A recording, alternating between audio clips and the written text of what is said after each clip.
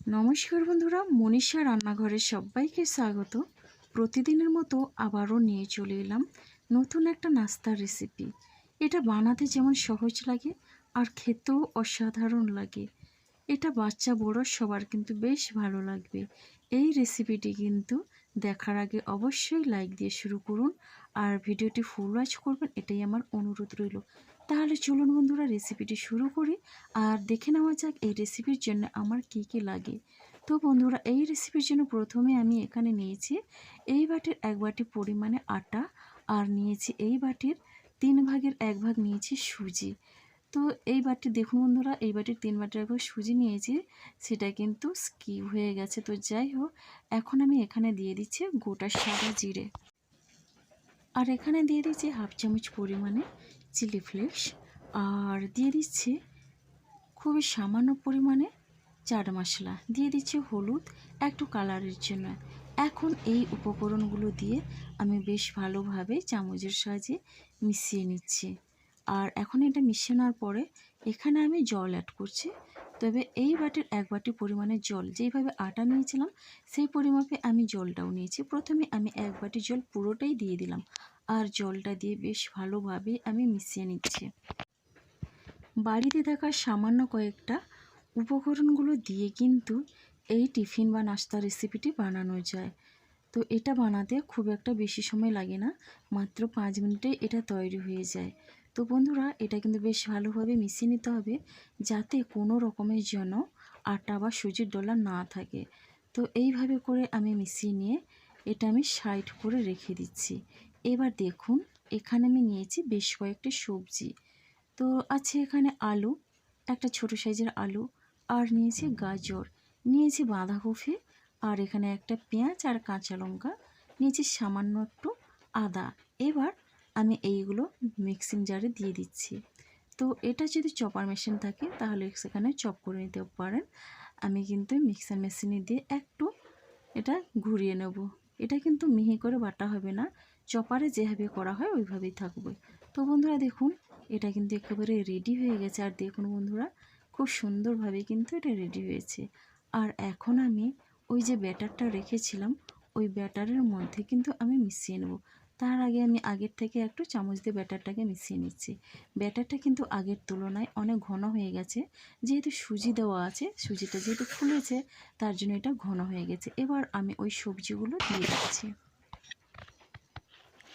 এবার সবজিগুলো দেওয়ার পরে এখানে আমি দিয়ে দিচ্ছি স্বাদ অনুসারে লবণ, আর দিয়ে দিচ্ছি ছোটো চামচের 1 চামচ পরিমাণে তেল। তেলটা দিলে কিন্তু অনেক নরম হয় আর বেশ ভালো লাগেও খেতে। এবার দেখুন বন্ধুরা, লবণ আর তেল দিয়ে বেশ ভালোভাবে মিশিয়ে নিচ্ছি। এটা কিন্তু বাচ্চাদের টিফিন বক্সে প্যাক করে দিতে পারেন, বাচ্চারা কিন্তু খুবই তৃপ্তি করে খাবে। এমনকি বড়দের লাঞ্চ বক্সেও দিতে পারেন। তো বন্ধুরা দেখুন, এখানে কিন্তু একটু জল লাগবে, তার জন্য মিক্সিং জারটা দিয়ে অল্প পরিমাণে আমি জল দিয়ে দিলাম, আর এটা জল দিয়ে মিশিয়ে নিচ্ছি। এই ব্যাটারটা কিন্তু খুব একটা পাতলাও হবে না আর খুব একটা ঘনও হবে না, এই রকম থকথকে একটা ব্যাটার হবে। আর রোজ রুটি পরোটা খেতে ভালো না লাগলে অবশ্যই একবার হলো এটা ট্রাই করবেন। এটা খাওয়ার জন্য আলাদাভাবে কোনো চাটনি বা তরকারির প্রয়োজন হয় না। দেখুন বন্ধুরা, এইভাবে আমি এখন বেশ ভালোভাবে মিশিয়ে নিয়েছি। আর এরপরে এখানে আমি দিয়ে দিচ্ছি কারি পাতা। কারি পাতার ফ্লেভারটা দারুণ লাগে। তো আপনারা যদি কারি পাতা পছন্দ না করেন তাহলে এখানে ধনে পাতাও দিয়ে মিশিয়ে নিতে পারেন। মোটামুটি ব্যাটারটা রেডি হয়ে গেছে। আর এখন আমি টিফিনগুলো বানিয়ে নেব। 1 চামচ পরিমাণে দিয়ে দিলাম সাদা তেল। তো তেলটা দিয়ে বেশ ভালোভাবেই আমি চারিদিকে ফ্রাইং প্যানের চারিদিকে ছড়িয়ে দিচ্ছি। তেলটাকে দিয়ে বেশ ভালোভাবে গরম করে নিতে হবে। আর এখন দেখুন বন্ধুরা, এখানে দিয়ে দিচ্ছি 1 হাতা পরিমাণে ব্যাটার। আর ব্যাটারটা দিয়ে এইভাবে আমি হাতার পেছনটা দিয়ে ঘুরিয়ে নিচ্ছি, আর এটা একেবারে রুটির মতো গোল করে নিচ্ছি। এটা খুব একটা পাতলা করব না, একটু মোটা করেই করব, বেশ ভালো লাগে এটা খেতে। তো বন্ধুরা, একবার হলেও এটা ট্রাই করবেন, দেখবেন বেশ ভালো লাগবে। হাতের সময় কম থাকলে অল্প সময়ের মধ্যে কিন্তু এই রেসিপিটি বানিয়ে নেওয়া যায়। ভীষণই একটা সুন্দর, সহজ আর এবং স্বাস্থ্যকর একটা টিফিনের রেসিপি। তো এইভাবে করে দেখুন বন্ধুরা, চারিদিকে ব্যাটারটা ছড়িয়ে গোল করে নিয়ে ঢাকনা দিয়ে আমি 2 মিনিটের মতো লো ফ্লেমে এটা রান্না করে নেব। ওপর থেকে দেখুন ড্রাই হতে শুরু করেছে। আর এখন আমি এখানে তেল ব্রাশ করে নিচ্ছি অল্প পরিমাণে। তো এরপরে আমি তেলটা ব্রাশ করে নিয়ে এটা আমি উল্টে নেব। এটা পছন্দের কালার করে এটা ভেজে নেব। দেখুন বন্ধুরা, খুব সহজেই কিন্তু এটা রেডি হয়ে যাচ্ছে। আর এই রকম উল্টে পাল্টে একটু লাল করে ভেজে নিলে বেশ ভালো লাগবে খেতে। তো কালারটা দেখেছেন, অসাধারণ একটা কালার এসছে। এটা কিন্তু আমার একটা রেডি হয়ে গেল। আর এখন আমি একটা প্লেটে নিয়ে নিচ্ছি। আবারও একটা আমি তৈরি করে দেখিয়ে দিচ্ছি। রেসিপিটি ভালো লাগলে লাইক, শেয়ার, কমেন্ট এবং সাবস্ক্রাইব করে আমার পাশে থাকবেন। এখনও যারা নতুন বন্ধুরা আমার চ্যানেলটিকে সাবস্ক্রাইব করেননি, প্লিজ সাবস্ক্রাইব করে পাশে থাকা বেল আইকনটি প্রেস করে নোটিফিকেশান অল করে দেবেন। তাহলে কিন্তু সবার আগে আপনারা আমার নোটিফিকেশান পেয়ে যাবেন। তো বন্ধুরা, রেসিপিটি ভালো লাগলে অবশ্যই একটা মিষ্টি কমেন্ট করুন। আপনাদের একটা মিষ্টি কমেন্ট কিন্তু আমাকে অনেকটা উৎসাহ দেয় নতুন নতুন রেসিপি আনার জন্যে।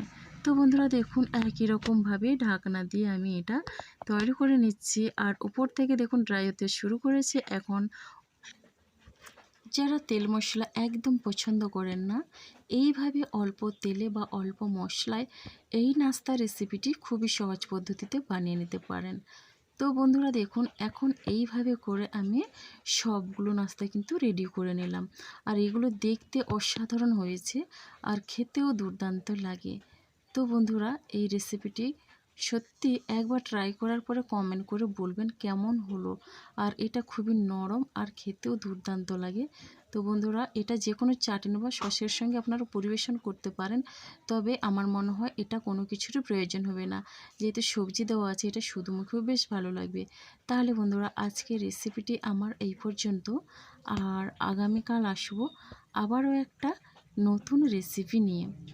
আপনারা সবাই সুস্থ থাকুন, ভালো থাকুন। অসংখ্য ধন্যবাদ আর অনেক অনেক ভালোবাসা রইল আমার সোনা বন্ধু।